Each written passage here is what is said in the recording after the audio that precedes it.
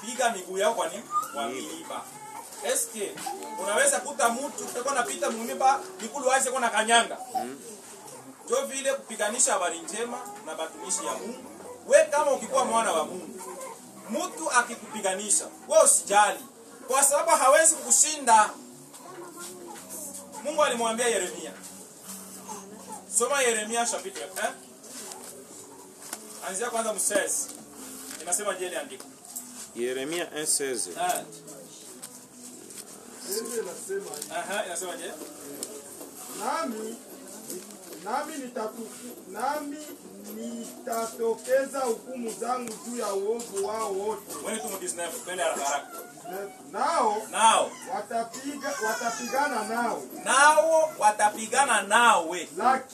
Lakini hawatakushinda. Mbona sikia mzuri? Biblia inasema nao watafanya je? Watapigana nawe. Rudisha pate na hiyo andiko. Soma Biblia. Nao watapigana nawe. Nao watapigana nawe. Lakini hawatakushinda. Lakini hawatafanya. Kama mtu anakuchukia, wewe na wewe uzike. Kenya utausikia ni jua nini?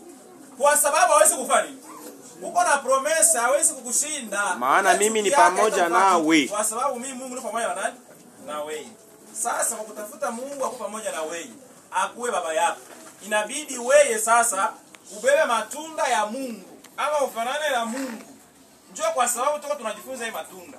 Kila mtu anapaswa kujikaza awe nayo. Kwa sababu atasema mimi niko mwana wa Mungu friend. Hakuna mtu anaweza kunireshia. No. Kuwa mwana wa Mungu tutaona ni vitendo. Na njoo kwa sababu tulianza kufasiria kitendo kimoja. Tukaanza na uvumilivu, tukafasiria upole na sasa tuko mwema. Lakini tukaendanisha kusema hivi. Wakati wa majaribu njoo saa ya kuonesha matunda. Bwana Yesu asifiwe. Matunda hatutakuwa tunaionyesha ndani ya kanisa. Yaani ndani ya kanisa kusema sasa mtu anaingia kanisa njoo anakuwa mpole hapo. Njoo anakuwa mvumilivu hapo na njoo anakuwa na kiasi. Hapana. Yaani tutaanza kuionyesha ndani ya kanisa na nje ya kanisa. Na wakati mtu anapaswa kuonesha matunda ni kipindi gani? Matunda tunapaswa kuionyesha sasa tunajaribiwa. Juu wakati wa jaribu unaona ile tabia yote na akili ulijifunza inatoka. Unaanza sikia sasa akili yako ndio inaanza jitukuza.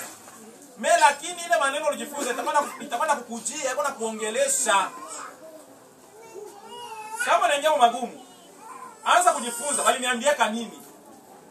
Hii jaribu unapitia, bali niagiza nini bali mbangu. Bwana Yesu asifiwe sana. Hapana kutafuta sasa kutumikia akili yako sasa. Unajua mimi nafanyaga je? Kama naingia na tatizo, na kwa nafaa kama nikijaribiwa na kitu. Na kwa nakumbuka venye nilisemaka na kufundisha. Na Mungu ananikumbusha, wasifundishana hivi. Wewe usisemaka hivi.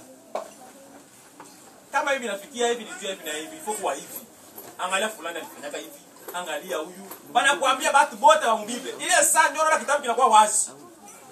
Bwana Yesu asifiwe sana. Amen. Sasa wewe saa unaanza jaribiwa, njoo kitabu kinafungwa. Unakitia mshakoshi.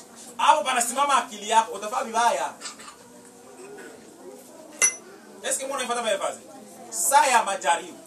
Wakati wanakukasirisha, ndio saa ya kubeba litunda. Mungu nipe akili. Bora niombee kama unipatie akili. Niwe kisi nitatembelea mwa hii situation. Baba uniongoze. Kwa sababu ndio watu ya Mungu anakuwa. Kama kinyama magumu, anamwambia baba ufanye nini? Uniongoze. Hapana kufuata sasa akili mbovu. Tunda la wema tunasema ni tabia ya Mkristo. Mtu wa Mungu, soma ile Mathayo 5:44, anasema tupate kuwa sawa sawa na baba yetu aliye juu. Kwa sababu baba ni mwema. Tusipende tu wenye kutupenda ila tupende na wenye kutuchukia. Lakini mimi ninawaambia nini? Hivi niulize, wewe ukimchukia leo president, ile chuki yako itafanya nini? Hivi wewe ukimchukia Mungu leo, ile chuki yako itasaidia nini? Haitasaidia. Ndio maana Mwasilia alienda kusema Kiswahili kimoja asema uko na mwanga mai kumgongo wa nini? Wabata. Akifaa tu hivi. Hakuna kitu. Kusikia mtu mwenye anakupita maisha, akili, nivo ni kupoteza wakati. Kwa sababu hutamfikia. Kama ndugu yako alikuwa na mali, hata msirikie. Yeye ako na mali yake, hata msirikie ila siri hata mfanye mtoto yake. Wewe jinyenyekeze tu akusaidie. Bwana Yesu asifiwe sana. Ndugu yako ashakuwa deputy, Aisha kwa president la republic. Ndio anakuwa ndio nini? Na sisi tutapataka tu. Wewe, ile unasemea ni roho nguvu au ni mapepo?